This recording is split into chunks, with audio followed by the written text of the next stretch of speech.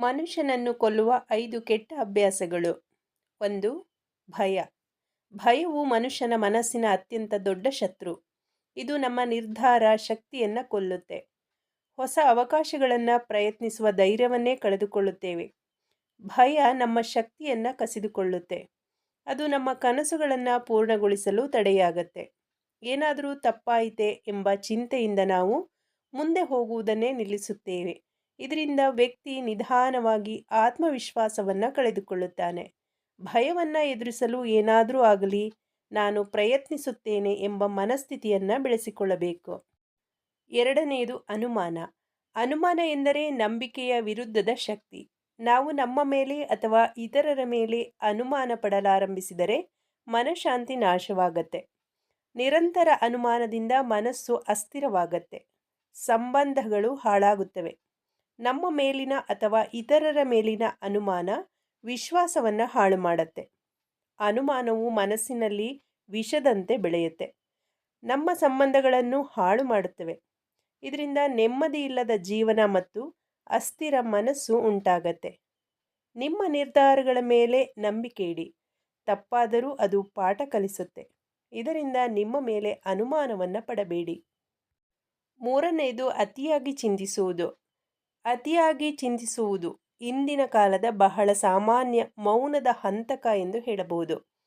ಯಾವ ವಿಷಯವನ್ನಾದರೂ ಅತಿಯಾಗಿ ವಿಶ್ಲೇಷಣೆ ಮಾಡಿ ಚಿಂತಿಸಿದರೆ ಅದು ನಿಶ್ಚಯದ ಶಕ್ತಿಯನ್ನು ಕೊಲ್ಲುತ್ತೆ. ಮನಸ್ಸು ಸದಾ ಭಯ, ತಪ್ಪು ಸಾಧ್ಯತೆಗಳು ಏನಾದರೂ ಆಗಬಹುದು ಎಂಬ ಯೋಚನೆಗಳಿಂದ ತುಂಬುತ್ತೆ.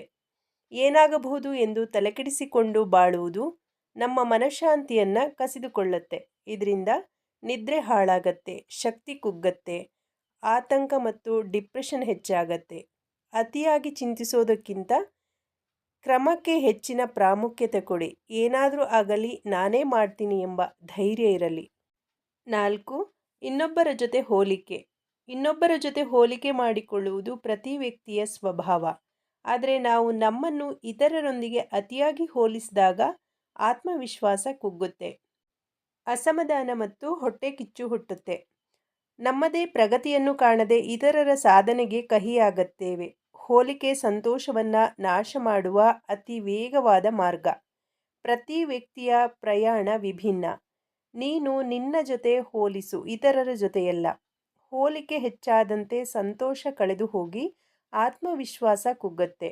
ಇನ್ನೊಬ್ಬರ ಜೊತೆ ಹೋಲಿಸಿಕೊಳ್ಳುವುದನ್ನು ಬಿಟ್ಟು ನಿನ್ನನ್ನು ನಿನಗೆ ಹೋಲಿಸಿ ನೋಡು.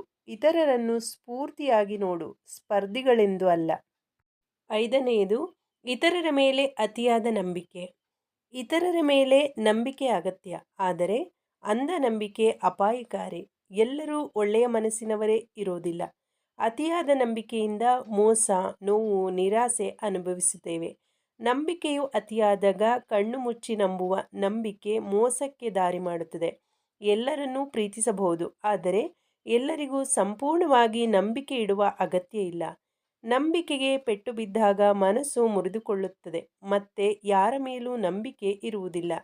ಇತರರ ಮೇಲೆ ನಂಬಿಕೆ ಇಡುವ ಮೊದಲು ಅವರನ್ನು ನಂಬು, ಆದರೆ ವಿಚಾರಿಸು, ಮನಸ್ಸಿನ ಬುದ್ಧಿಯನ್ನು ಕೂಡ ಬಳಸು.